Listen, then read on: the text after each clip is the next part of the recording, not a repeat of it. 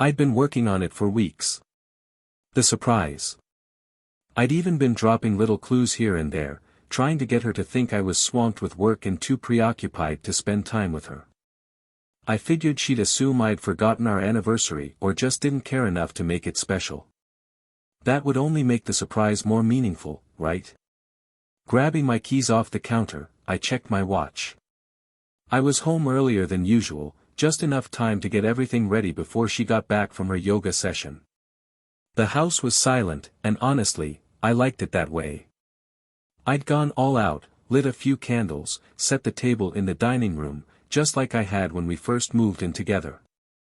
Maybe it was a bit much, but I wanted this night to be unforgettable. I wanted her to carry this memory with her forever. But as it turned out, the evening didn't unfold anything like I'd imagined. When I pulled into the driveway and shut off the car, there was a strange weight to it, like some finality I couldn't quite place.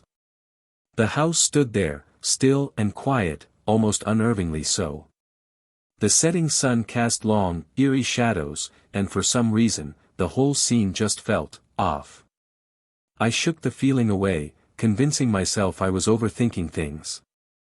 I had a surprise to pull off, after all. As I stepped inside, the familiar creak of the floorboards greeted me. The scent of lavender lingered in the air, her favorite. Everything looked as it always did, neat, tidy, the way she preferred. A bottle of wine sat on the counter, untouched. Good. She was going to love this. A smile tugged at my lips as I walked through the house, the soft jingle of my keys the only noise breaking the silence.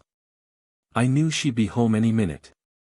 I stopped by the door to our bedroom, glancing up at the clock on the wall. It read 6:15 p.m. I figured she'd still be at the studio for another 20 minutes.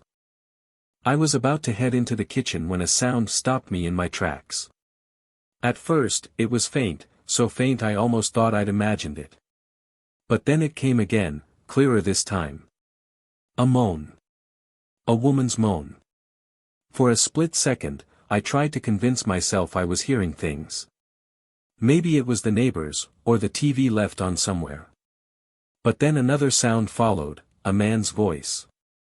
Low, hushed, and far too close. My heart began to race, an unexplainable dread washing over me. Without even thinking, I found myself moving toward the bedroom door. My fingertips brushed the wood, cool to the touch. It was slightly ajar, just enough to see inside. I hesitated, torn between the urge to know and the fear of what I might find. Taking a deep breath, I pushed the door open. My chest tightened as my eyes took in the scene before me. There she was, my wife. Her golden hair spread across the pillow, her body tangled in the sheets. And beside her, a man I didn't recognize. His back was to me, but I could see his face buried against her neck. For what felt like an eternity, everything around me stopped. My thoughts raced, but my body felt paralyzed. How was this happening? What was she doing? I stood there, frozen, watching as they carried on, completely unaware of me. The room was unbearably quiet except for the sound of my ragged breathing and the crushing ache in my chest. Then, her voice cut through the air like a blade. Oh, God, yes, she gasped, her nails digging into his back. You're so much better than him. Her words hit me like a freight train. She wasn't just cheating. She was enjoying it. She was invested in him, in this moment. My wife, the woman I thought I knew, the woman I'd built my life around, was in love with someone else. I wasn't sure how long I stood there, frozen in place while everything crumbled around me. It felt like time stretched on forever, but in reality, it could have only been seconds. My brain was scrambling, desperately trying to make sense of the impossible. And just when I thought the weight of my rage might suffocate me, I saw it. The man shifted slightly, just enough for his face to catch the light from the mirror across the room. Our eyes met, his wide, startled. For a brief instant, I caught the flicker of panic before he cursed under his breath and rolled off the bed. My wife sat up, still disoriented. The look in her eyes wasn't one of love or guilt, just sheer panic. "Wait, what are you doing here?" she stammered, tugging the sheets up over herself. I didn't answer right away. I stood there, silently watching her, feeling every piece of my world shatter like glass. I wanted to yell. I wanted to rip apart the entire room, but I couldn't make a sound. Instead, I forced myself to walk forward, one step at a time, never breaking eye contact. I thought you were at work," she stuttered again, her hands trembling as they clutched the blanket tighter. "What are you doing here?" I could barely stand the sight of her, but I didn't pull away. "Surprising you," I said, my voice colder than I even knew it could be. "I guess I did surprise you." Her brow furrowed in confusion, and she flicked her gaze toward the man scrambling to get his clothes on. He was fumbling, desperate to get out, but I didn't care about him. I didn't care about anything anymore. Then, she did something I hadn't expected. She turned toward him, her voice dropping to a desperate whisper. "Go," she pleaded, barely audible. "Just, go." The man hesitated. His eyes darted between us, clearly unsure, but after a brief pause, he snatched his jacket and rushed out the door. Now it was just the two of us. Alone. I didn't say a word. I stayed by the window, watching as the man disappeared into the night, my fists clenching at my sides. Anger pulsed through me, but beneath it lay something else, something colder. Clearer. This wasn't over. Not by a long shot. I had spent weeks planning a surprise for my wife. But now I was going to give her the shock of her life. The silence between us thickened, pressing down like a weight I couldn't shake. I could hear her pulling at the sheets, trying to cover herself, as if that would somehow erase what I just witnessed. She looked small, almost fragile, and for a fleeting second, I felt a twinge of pity.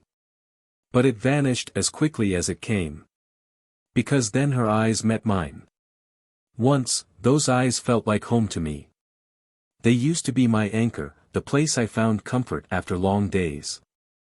But now, all I felt was a hollow, biting coldness. Something inside me shifted, something I didn't recognize. She opened her mouth to say something, but I wasn't interested in whatever excuse she was about to conjure.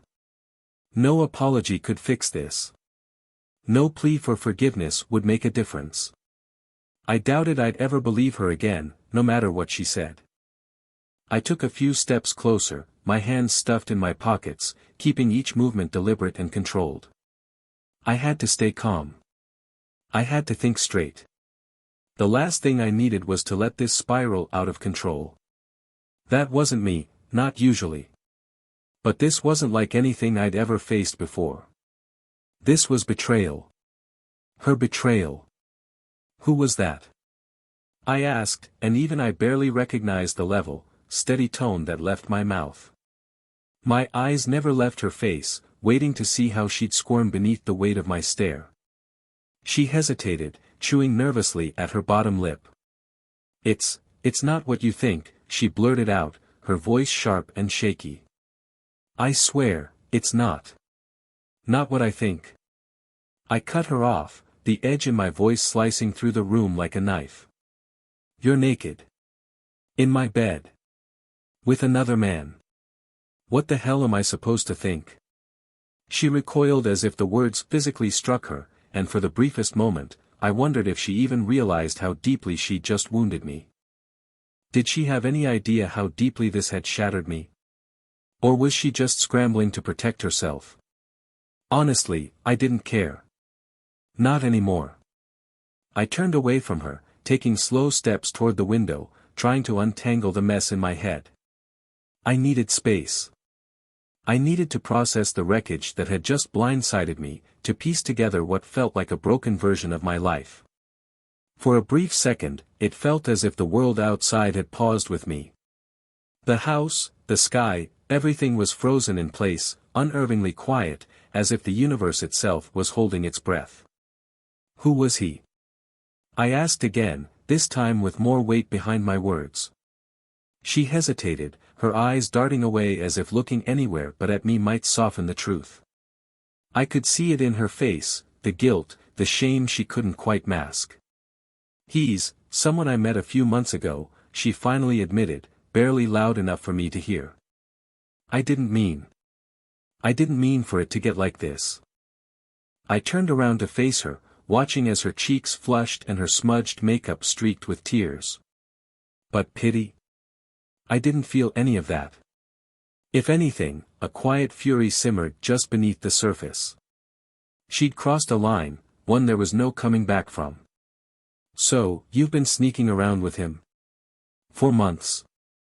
I pressed, my voice laced with mockery, letting the anger seep through every word. The room felt like it was shrinking around us. The air thickened, and the steady pounding of my pulse echoed in my ears. Her lips quivered as she nodded. "It wasn't like that. Stop." I didn't let her finish. "I don't care what it was like. There's nothing you can say to fix this." She sank further into the bed, shoulders slumping under the weight of her own shame and confusion. "I'm sorry," she whispered, her voice cracking. "I never wanted to hurt you. I never thought it would go this far." Her words hung in the air like dead weight, heavy, useless. I wasn't interested in hearing how she hadn't meant for any of this to happen. The reality was, it had. And worse, this wasn't some random mistake. Now that I looked at her, really looked, I could see it all. The subtle shifts I'd brushed off. The distant way she'd act for no reason. Those little red flags I'd ignored. They all pointed to this. The betrayal hadn't just happened in that bed. It had seeped into every moment she'd stolen from me, every time she'd smiled and lied to my face. This hadn't been an accident. She'd chosen it. She'd chosen him. The weight of that realization settled in my gut like a lead ball. I could feel the heat rising, the anger curling tighter in my chest, but I held it down. I wouldn't let her see me crack. I wouldn't give her the satisfaction of watching me lose it. "Do you love him?" The question slipped out before I could catch it. I wasn't sure why I even asked. Maybe I just needed to know how deep this ran, needed to look straight into the heart of her betrayal. She didn't answer right away. Her eyes dropped to the sheets, her fingers twisting the fabric nervously. Finally, she looked back up at me. I don't know." Her hesitation was worse than if she'd just said yes. How could she not know? How could she tear apart everything we had and not even be sure why? But maybe that was the easier answer for her. Maybe saying she didn't know was less painful than admitting the truth. I didn't respond. There was nothing left to say. If I opened my mouth, I'd let loose words I couldn't take back. I moved toward the door, stopping just shy of the hallway. One last thing gnawed at me, and I had to ask. "Where does he fit into all this?" I said, my voice unnervingly calm, as if I'd somehow made peace with the storm that had been brewing inside me. Her face paled. He was supposed to be the backup," she confessed, barely getting the words out. "Someone who'd be there when you weren't." The floor seemed to shift beneath my feet. Backup. I stood there, absorbing the sheer audacity of it all. She hadn't just betrayed me. She'd orchestrated this, carefully, quietly. She'd stacked the deck, made sure she wouldn't end up empty-handed. And as I looked at her, I realized something I should have seen a long time ago. I wasn't the one who had been deceived. She was. And now, it was time to flip the script. I gave her one last look before walking out of the room, my mind already racing ahead, piecing together the first threads of a plan. The revenge wouldn't be swift. No, it would be deliberate, slow and calculated. And by the time I was finished, she'd regret ever thinking she could outplay me. The game was just getting started. The rest of the evening passed in a blur. The house felt hollow, like someone had drained the life out of it.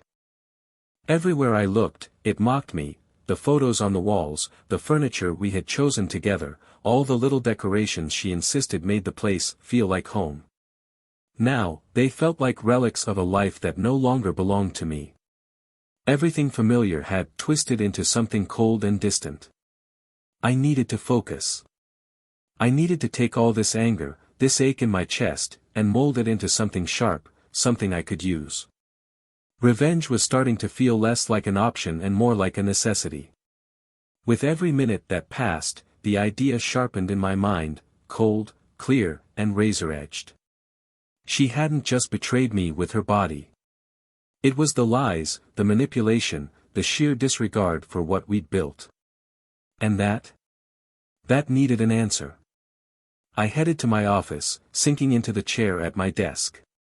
The soft hum of the laptop powering on was oddly comforting against the silence. As the screen flickered to life, I let my thoughts simmer, slowly threading together the pieces of what needed to be done. I wasn't going to let her walk away from this unscathed. Not after everything. Step 1 was simple. I had to find out more about him. It didn't matter who he was or where he came from.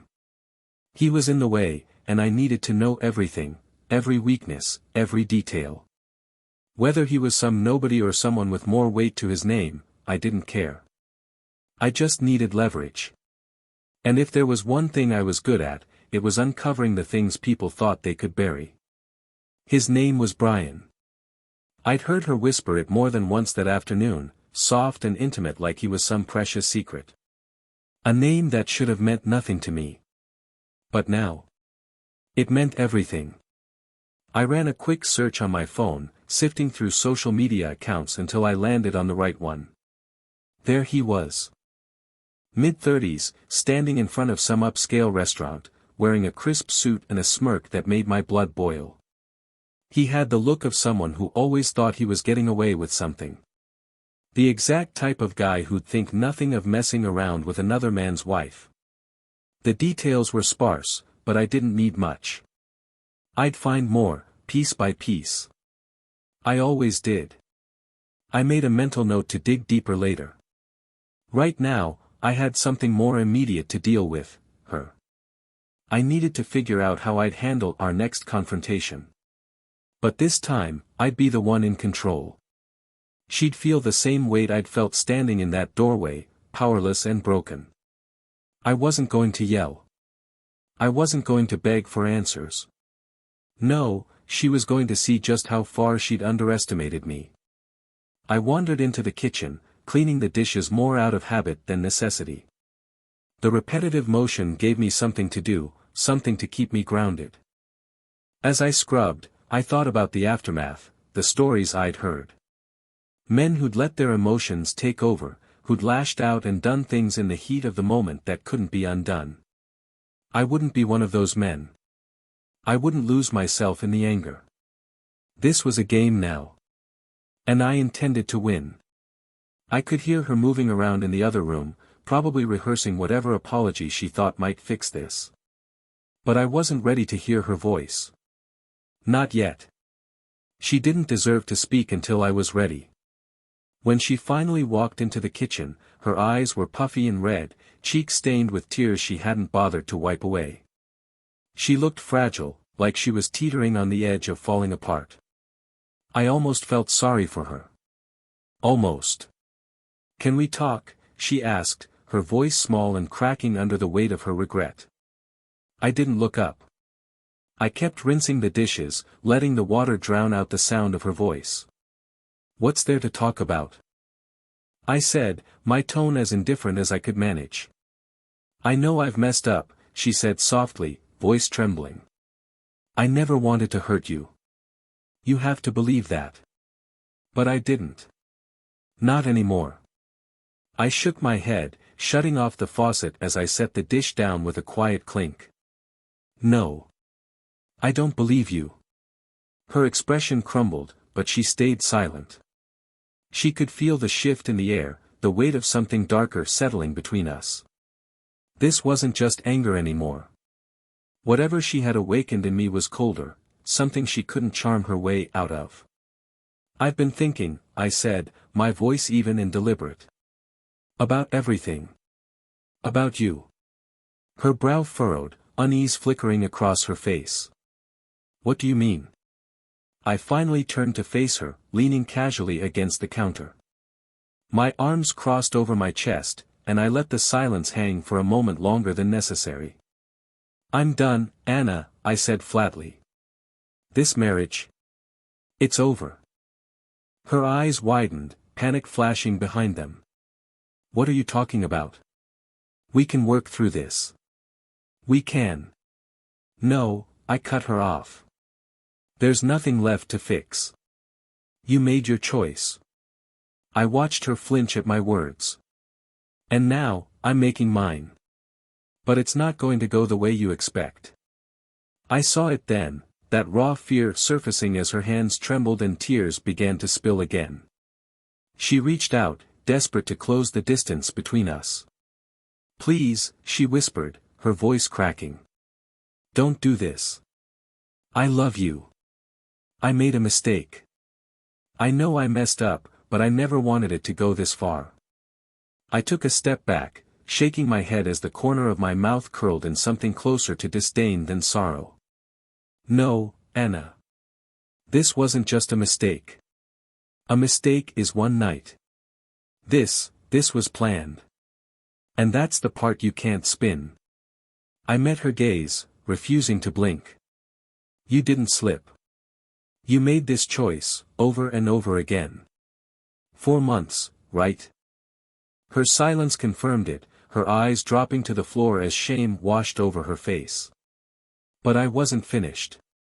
I've been thinking about it all night, I said, drawing out the words as if savoring them. And you know what? You wanted a backup, right? Fine. But from now on, I'm the one calling the shots. I watched her face pale as the meaning sank in.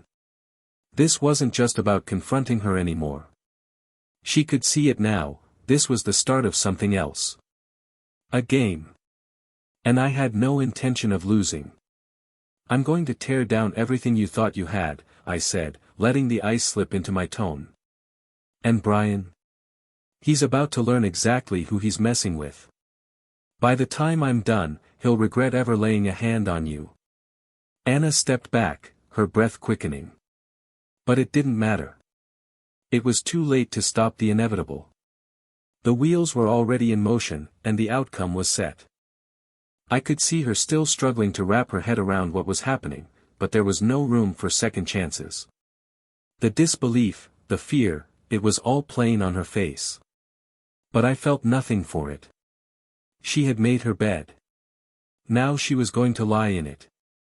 Every word I'd spoken, every quiet promise of revenge, had been deliberate. She wasn't walking away from this unscathed. I heard her shifting behind me as I picked up another dish, rinsing it slowly, methodically. I could feel the desperation radiating off her as she lingered in the doorway, probably cycling through whatever excuses she thought might make me relent. But there was no coming back from this. This was her new reality. And I was the one pulling the strings now. Finally, she broke the silence, her voice trembling. What are you going to do? Gone was the confident woman I had married. In her place stood someone small, fragile, scared. And for the first time, that fear filled me with a strange sense of satisfaction. Actions had consequences. And she was just beginning to understand that. I didn't answer right away. I let the stillness linger, letting her squirm under the weight of it. I wanted her to feel every inch of uncertainty pressing down on her. I picked up my phone, turning it in my hand as if casually considering my next move. I made sure to hold the screen just long enough for her to catch a glimpse of it. I felt her eyes lock onto me, burning into the back of my neck as I tapped a few numbers onto the screen. But I didn't look at her. Not yet.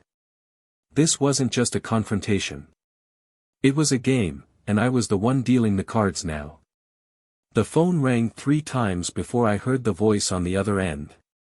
Brian, I said, my tone even but laced with something unmistakable. I didn't bother to hide the venom threading through my words.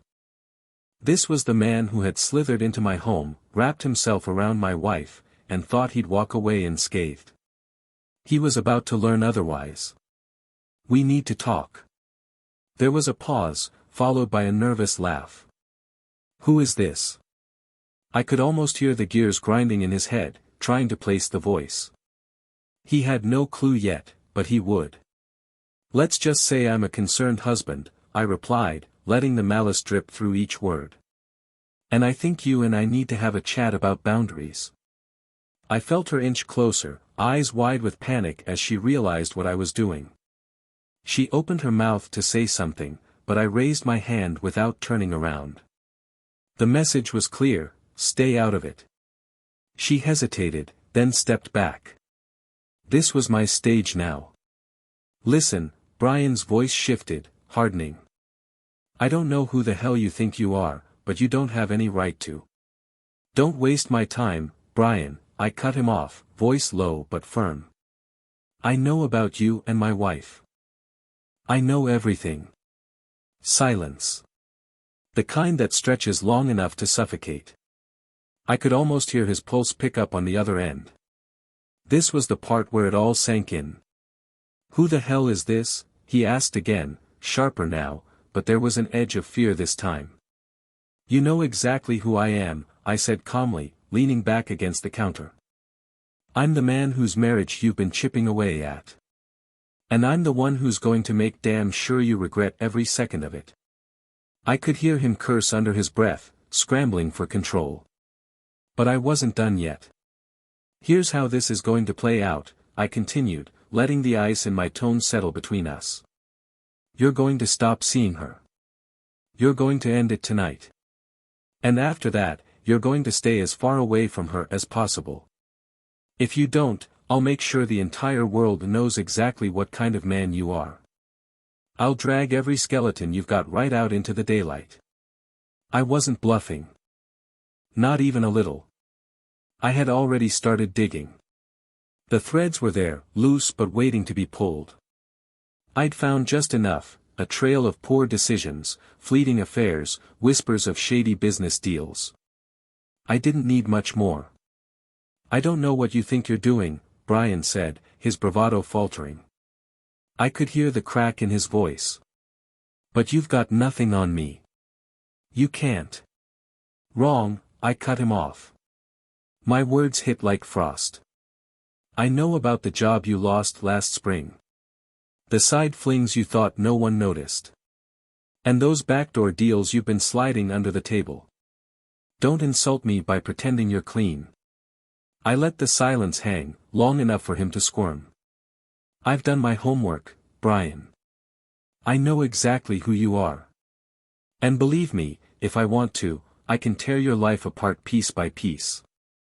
I heard the shift in his breath, the panic bleeding through the phone. The facade was cracking. All right, he said quickly, words tumbling over each other. "I'll end it. I swear. Tonight. Just, don't ruin my life, all right?" A small, satisfied smirk tugged at the corner of my mouth. It was working. I had him pinned, right where I wanted him. "You don't get to dictate the terms," I said, my voice like steel. "You'll end it. And then you'll disappear.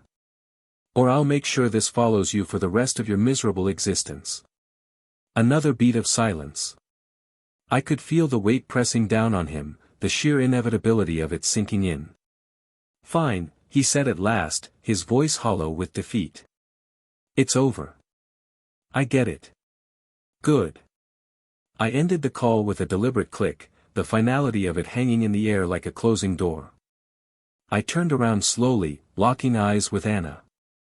She stood there, frozen, watching the entire exchange unfold. Her face had gone pale, her expression torn between disbelief and fear. She wasn't used to this version of me, calm, collected, and completely in control. But that's exactly who I was now. I was in control. "Did you really think it would be that easy?" I asked, each word laced with contempt. "Did you honestly believe you could sneak around behind my back and just get away with it?" Her lips trembled, but no words came. She knew better. There was nothing she could say to change what I already knew.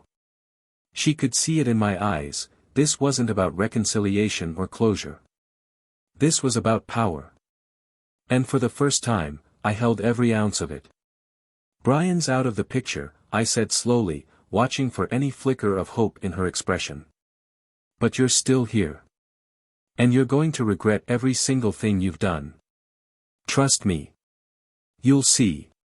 Her face twisted, confusion flashing across her features, but I didn't give her time to dwell on it. I wasn't done, not by a long shot. This was only the beginning.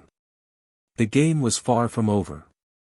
The next few days crawled by, each hour stretching longer than the last.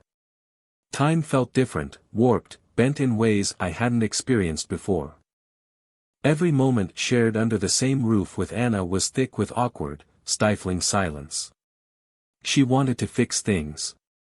I could tell. But she didn't know how. She couldn't. Not after this. She had crossed a line, and I wasn't about to let her forget it. I had already started working on the next phase of my plan. What I did to Brian was just the warm-up. Now, it was time to pull Anna apart, piece by piece. On the surface, I kept everything polished, calm, ordinary, like nothing had changed. I moved through my days as if life carried on just the same. But inside, I was a different man altogether. Each time my eyes met hers, I felt it, that cold, hollow detachment settling deeper. The anger hadn't gone anywhere. It simmered quietly beneath the surface, waiting. But I wasn't going to let her see it. I refused to give her the satisfaction of witnessing me unravel. This was a long game now, and I was more than willing to play it. Every move I made would be deliberate. She tried, she tried, to make amends. Sweet gestures. Dinner on the table when I got home. Little notes left on the nightstand. She cried more than I'd ever seen her cry before. She thought if she showed enough remorse, if she apologized enough times, I'd break down and forgive her. That maybe, just maybe, I'd start to believe the words she whispered through tears. But I didn't. Her words were empty now, worthless. At night, while she slept in our bed, I stayed up. Preparing. The first step was easy. I called up an old contact, Nick, a private investigator I had hired years ago when I was untangling a complicated business deal. I told him I needed his help. He didn't ask questions. I wanted everything, details about Anna's past, her connections, and, more importantly, if Brian was just the tip of the iceberg. I wasn't interested in a one-off affair. I wanted patterns, something I could use to unravel her completely. I didn't just want revenge. I wanted to dismantle her life, tear apart every lie, every ounce of pride she thought she could hide behind. I wanted her reputation, the illusion of control she clung to, shattered. Nick was good. I remembered why I'd hired him. He worked quietly, methodically. A week later, his report landed in my inbox. And it hit me like a punch to the gut. Brian wasn't the first. Not by a long shot. There were more. A string of names, some I recognized, some I didn't. This wasn't a mistake. This was a habit. A pattern. One that stretched back years. The lies went further than I ever imagined. But Brian was different. He wasn't just another name on a list. He was the missing piece. The one I could use to put everything into motion. I sat there for a long time, staring at the screen. I needed to be careful. If I dropped everything at once, Anna would panic, lash out. She'd corner herself. But if I played this right, if I held the cards a little longer, I could pull it all apart, and walk away with everything. And that's exactly what I planned to do. The call came late, long after I should have been asleep. Nick's voice on the other end was low, almost cautious. "I've got something new," he said. I think you'll want to hear this in person. I straightened in my chair, suddenly alert. Tell me now. There was a pause, too long for comfort. I could almost hear him debating how much to say over the phone. It's about Brian, he finally said. He's not just some random guy, Jason. I dug a little deeper, like you asked. Turns out he has ties to your wife's father. For a moment, I stopped breathing. The words felt heavy, like a weight I hadn't expected to carry. What do you mean, ties to my father? I asked, my voice tight. Nick exhaled slowly, as if carefully choosing his next words. I don't have the full picture yet, but from what I've pieced together, Brian and your father were involved in some questionable business a few years back. It's messy. And from the looks of it, it goes beyond just business. My grip tightened on the phone, knuckles turning white. If you want me to dig deeper, I can, Nick continued. But you need to be ready for what I might find. It's a rabbit hole. And it's deep. A cold nausea swept over me. My father, the man who shaped me, who taught me how to build everything I had, wasn't a stranger to bending the rules. But this? This was different. I'd thought Anna's affair was a betrayal all on its own. Now it was laced with something darker, something that stretched beyond our marriage and into the roots of my own family. Are you sure about this? I whispered. Nick's hesitation was brief but telling. I've got the paperwork. Emails. Financial records. It's all connected. His voice hardened. Look, Jason, if you want to really leave a mark, this is it. This is how you do it. I leaned back, closing my eyes for a moment as I let it sink in. Brian wasn't just a cheating opportunist. He was a piece in a larger puzzle. And my father was tangled right in the middle of it. I didn't know exactly how this fit into my plan for Anna yet. But I knew one thing, the stakes had just gone up. This wasn't just about exposing Anna and Brian anymore. This was about tearing apart everything they thought they had. And if it meant burning bridges within my own family, so be it. I spent the rest of the night sitting at my desk, piecing together ideas, mapping out what came next. The possibilities raced through my mind faster than I could catch them. But one thing was certain, when I made my move, it would be absolute. Anna was clueless. Brian was cracking under the weight. And my father? Well, he was about to be blindsided. The days that followed dragged painfully, each one bleeding into the next with slow inevitability. Anna tried to play her part, cooking dinners, leaving small gestures of apology around the house like breadcrumbs. But I could see it in her eyes. She was spiraling. She thought she could stitch things back together by pretending hard enough. But I saw the cracks. Every word she spoke felt rehearsed. Every touch, hollow. She was desperate, but too scared to ask what I knew or how much I had planned. The silence between us said more than I ever could. She was terrified. And I let her sit with that fear. I had everything in place now. Nick had done more than deliver what I asked, he'd given me something far bigger. That single thread, the connection between Brian and my father, was the perfect weapon. Anna thought this was just about an affair. She had no idea the avalanche I was about to send crashing down. I spent hours drafting the message I'd send to Brian. It had to be precise. Cold. Calculated. I wanted him sweating, waiting for the other shoe to drop. I typed the words slowly, each one deliberate. I know about the affair. But now I know something else, something that ties you to my father. Believe me, Brian, I typed, my thumb hovering over the send button. You don't want to cross me again. This is your one shot. Walk away from her. Walk away from this life. I'll keep your secrets. But if you stay, you'll regret it for the rest of your life. It wasn't a threat. It was a promise. As for my father, I took a different approach. There was no need to reveal too much yet.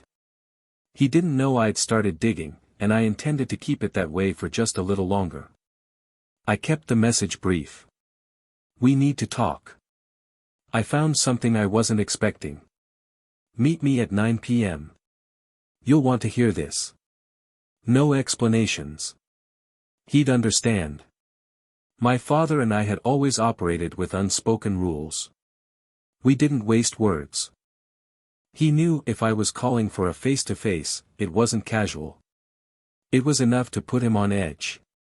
And people who were nervous made mistakes. The hours leading up to 9 p.m. dragged like a weight pressing down on me. Anna had gone out for the evening, floating her usual, business dinner, excuse. I didn't press. I knew she wasn't working.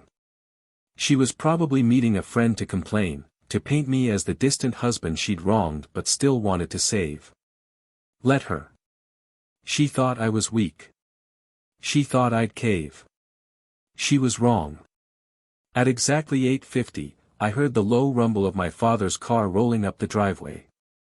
He was always punctual. Always precise. I opened the door before he could knock, watching him stride up the steps under the soft glow of the porch light.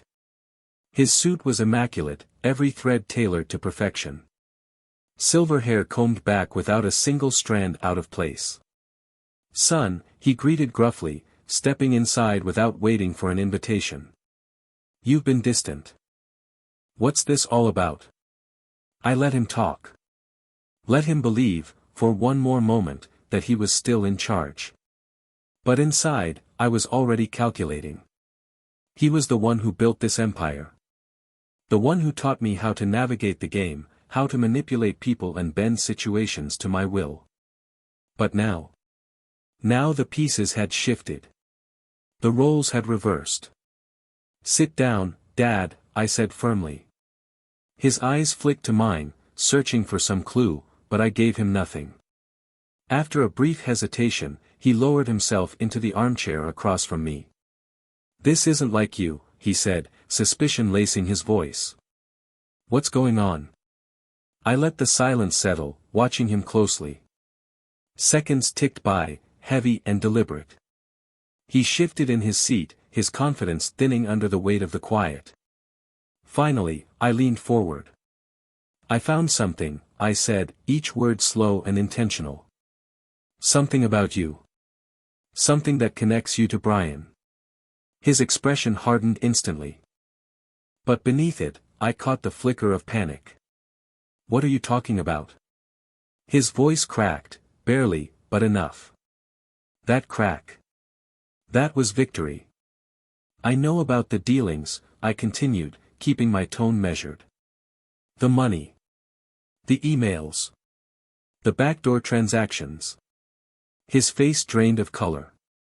"You thought I wouldn't figure it out. But I did. And now," I leaned back, letting the weight of my words linger. "Now I get to decide what happens next." The room thickened with silence. His jaw tightened, eyes darting from corner to corner, searching for an exit that didn't exist. "Listen," he said finally, his voice thinner now. "It's not what you think. I was trying to protect the family. Brian, he's a businessman. I didn't know he'd end up with Anna. I swear to you, Jason, I didn't know." His explanation tumbled out faster than I expected. He was scrambling, trying to piece together a defense as he went. But it didn't matter. His betrayal hurt more than Anna's. Because I'd trusted him. Because he was my father. "I don't care about your excuses," I said, standing as the words settled over him like a shadow. "You crossed a line. You both did." I took a step closer, towering over him as he sat in the chair, visibly smaller now. "And I'm the one who gets to decide how this plays out." His eyes flickered with something, anger, maybe, but I could see the fear creeping in behind it. Good. That meant he understood.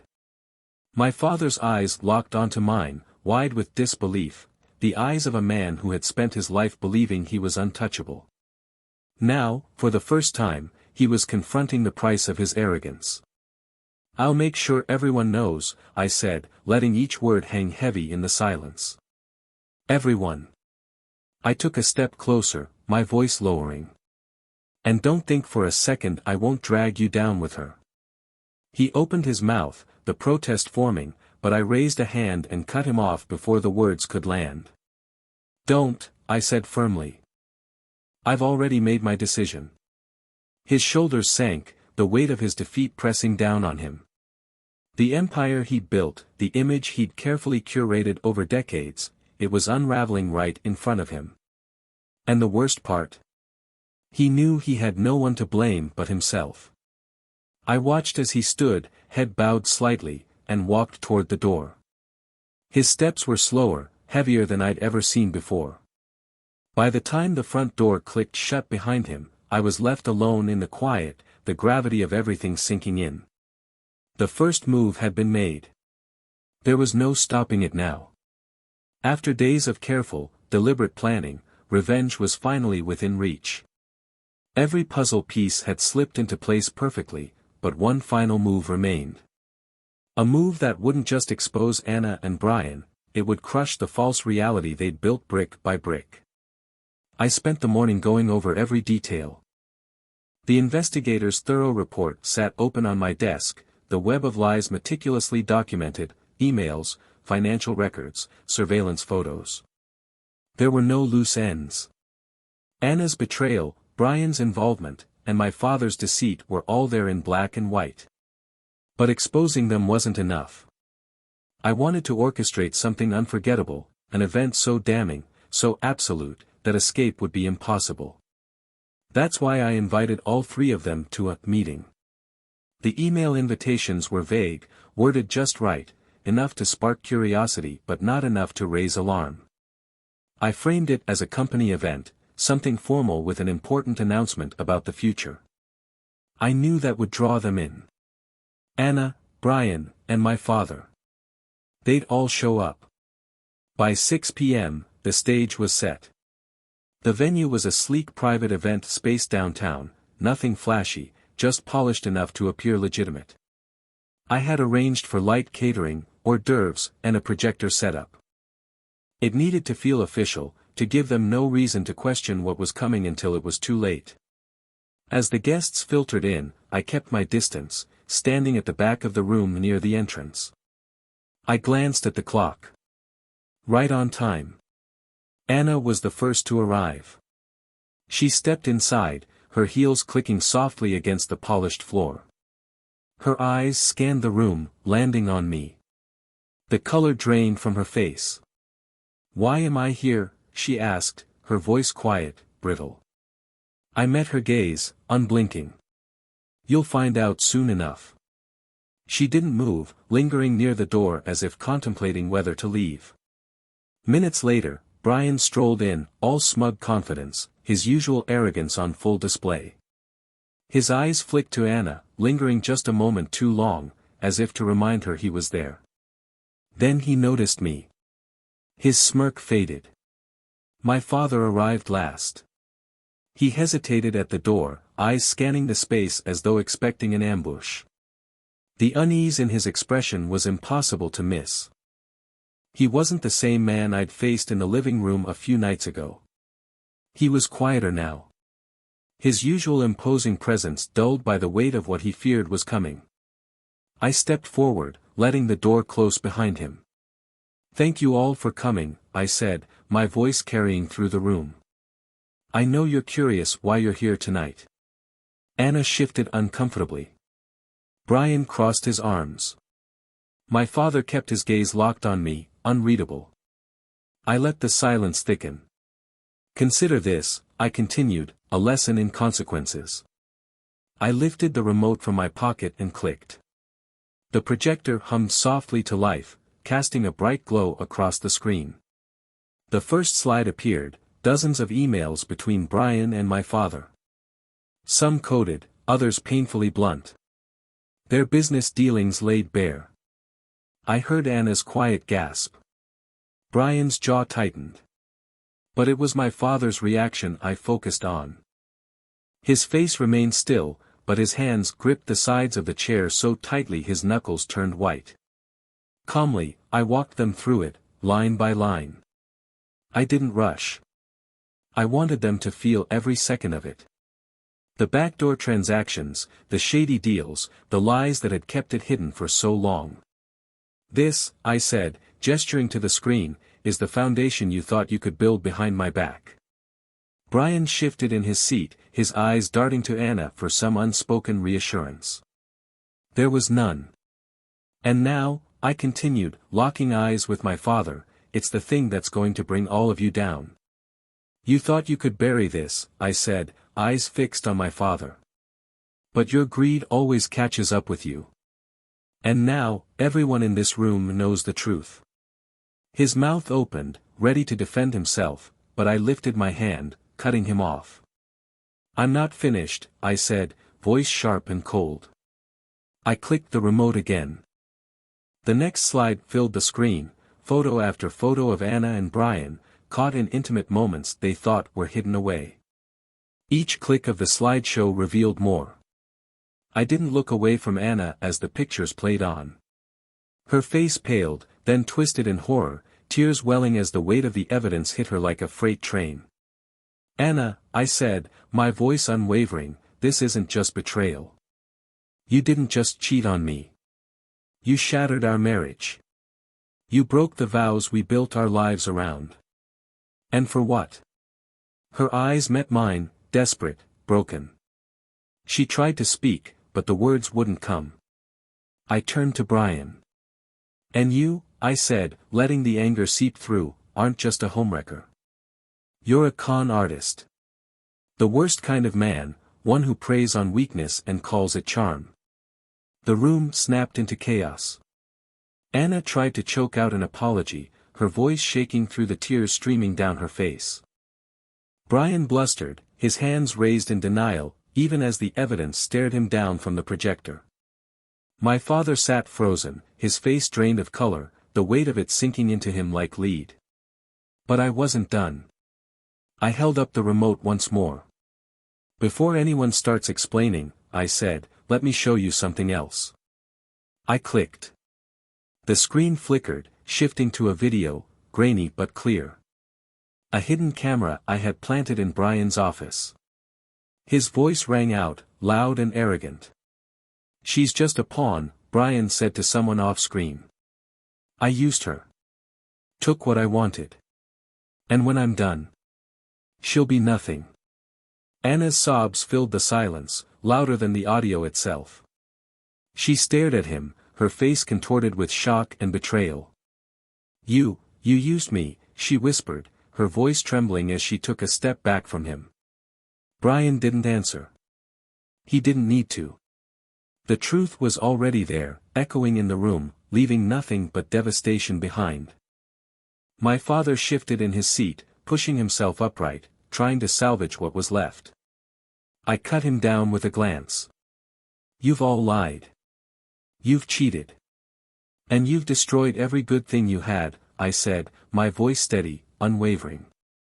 Now, you live with the consequences. I turned without waiting for a response, leaving them behind to sit in the wreckage of their own making. The cold night air hit me as I stepped outside, and for the first time in months, I felt something I hadn't expected. Relief. The lies were over. Exposed. I breathed deeply, letting the weight of it lift from my shoulders as I walked to my car. As I pulled onto the road, my phone buzzed beside me. I glanced down at the screen. A text from Megan. Thank you for telling me the truth. He's out of my life for good. A small smile tugged at the corner of my mouth. The game was over. And I had won.